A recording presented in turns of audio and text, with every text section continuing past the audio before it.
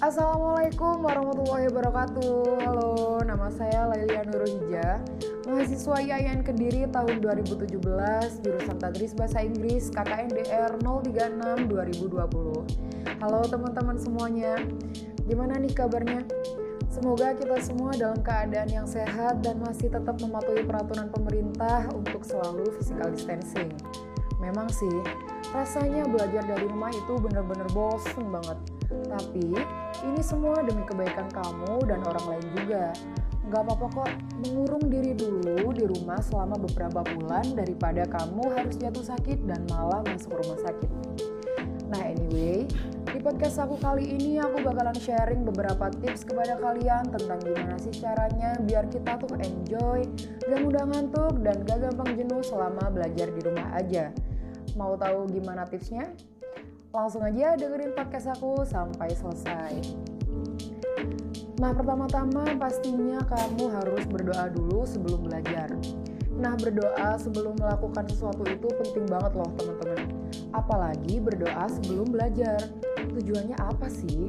Tujuannya adalah untuk meminta keselamatan, kelancaran, dan ketenangan saat kita belajar.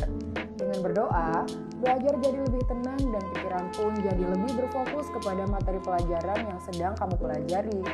Nah, pertanyaan dari teman-teman, bacaan doa sebelum belajar itu gimana sih, El?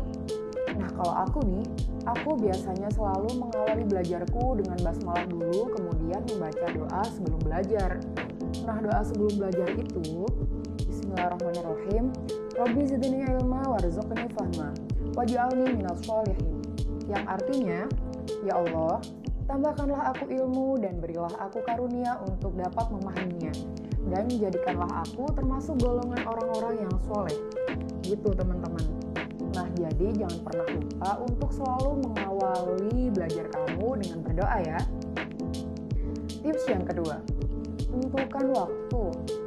Cara belajar efektif di rumah yang kedua ialah kamu harus menentukan waktu atau buat jadwal yang mirip seperti di sekolah atau di kampus kamu. Nggak perlu sama persis. Misalnya, dengan menerapkan waktu belajar mulai dari pukul 8 pagi sampai jam 1 siang. Lalu, selama 5 jam belajar tersebut, bagikan lagi berapa lama durasi belajar untuk mata pelajaran yang berbeda. Dan jangan lupa waktu istirahatnya. Nah, contoh, jam 8 pagi sampai jam 9 pagi, pelajaran bahasa Inggris.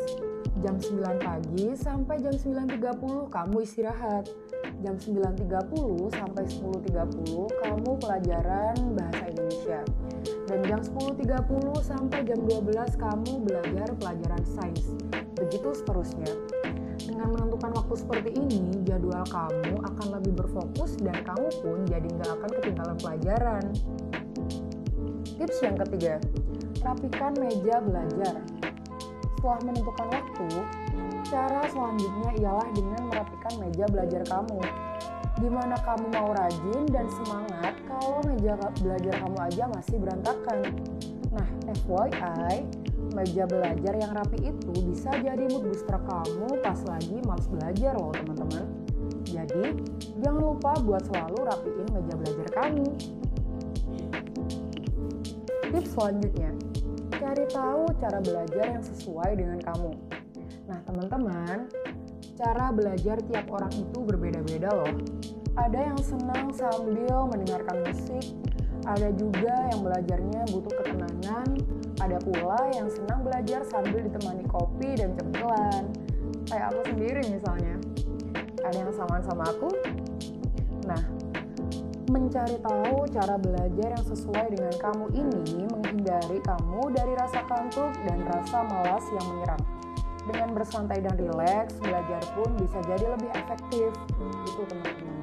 Cari tahu belajar yang sesuai dengan kamu ya.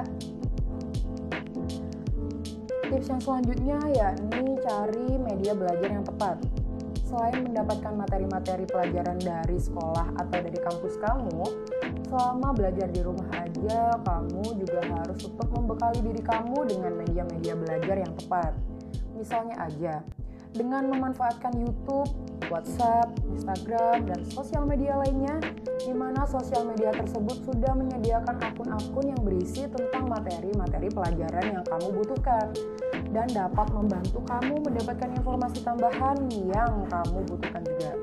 Nah, atau kalau kamu butuh e-book dan jurnal-jurnal online, kamu juga bisa mengunjungi website-website yang menyediakan e-book dan jurnal yang kamu cari. Misalnya, ada ePusnas, Google Scholar, dan website-website lainnya. Dengan begitu, kamu akan lebih mudah mendapatkan ilmu tanpa harus keluar rumah loh. Selanjutnya, ada belajar bareng teman. Di zaman yang serba canggih ini, teman-teman, kamu nggak perlu kumpul-kumpul bareng dan nggak perlu keluar rumah gitulah. Kalau pengen belajar, kamu bisa memanfaatkan beragam aplikasi sosial media untuk video call. Misal, ada WhatsApp, ada Zoom, Google Meet, Line, dan lain-lain. Dengan belajar bareng temen via video call, mungkin kamu juga lebih semangat. Rasa kantuk dan bosan pun pasti nggak akan datang lagi. Nah, tips yang selanjutnya ada minum air putih. Selain menyiapkan tempat, waktu, dan materi pelajaran, kamu juga harus menyiapkan fisik kamu supaya bisa tetap fit selama waktu belajar. Untuk itu, jangan sampai lupa agar selalu menyediakan air putih sampai konsentrasi kamu tetap terjaga. Nah, tips yang selanjutnya yakni ada olahraga. Cara belajar efektif di rumah yang selanjutnya yang gak boleh ketinggalan ialah dengan berolahraga. Kamu bisa melakukan olahraga ringan ketika jam istirahat. Cukup dengan stretch up untuk meregangkan kaki, tangan, dan leher. Gunanya supaya badan kamu tetap bugar dan otak pun bisa terus on. Tuh. Dengan berolahraga, kamu pun bisa terus semangat selama waktu belajar berlangsung, alias nggak bikin ngantuk. So, tetap semangat ya. Nah, kita sekarang ada di tips yang terakhir, yakni membaca doa setelah belajar. Pentingnya doa setelah belajar adalah sebagai rasa syukur kita kepada Allah karena masih diberi kesempatan untuk bisa merasakan nikmatnya belajar. Nah, doanya setelah belajar itu, Bismillahirrahmanirrahim. Allahumma arinal haqqa haqqa warzuqna ittiba'ah wa arinal batila batila warzuqna ijtinabah. Yang artinya, ya Allah, tunjukkanlah kepada kami kebenaran sehingga kami dapat mengikutinya, dan tunjukkanlah kepada kami kejelekan sehingga kami dapat menjauhinya. Ingat ya teman-teman, barang siapa yang tak pernah lupa membaca doa sebelum dan sesudah belajar, insya Allah segala aktivitas belajar pada hari itu dan seterusnya akan dinilai Allah Subhanahu wa Ta'ala sebagai amal kebaikan, yakni digolongkan dalam umat penuntut ilmu yang selalu berzikir kepadanya. Nah, teman-teman, itulah beberapa tips agar belajar kamu lebih efektif selama di rumah aja. Ingat, kesehatan adalah segalanya. Tanpa badan yang sehat dan jiwa yang kuat, kamu gak akan bisa belajar secara enjoy. So, segitu dulu aja dari aku. Semoga podcast ini bisa bermanfaat dan bisa menghibur kejenuhan kamu selama di rumah aja. Thank you for watching. Wassalamualaikum warahmatullahi wabarakatuh. Dadah.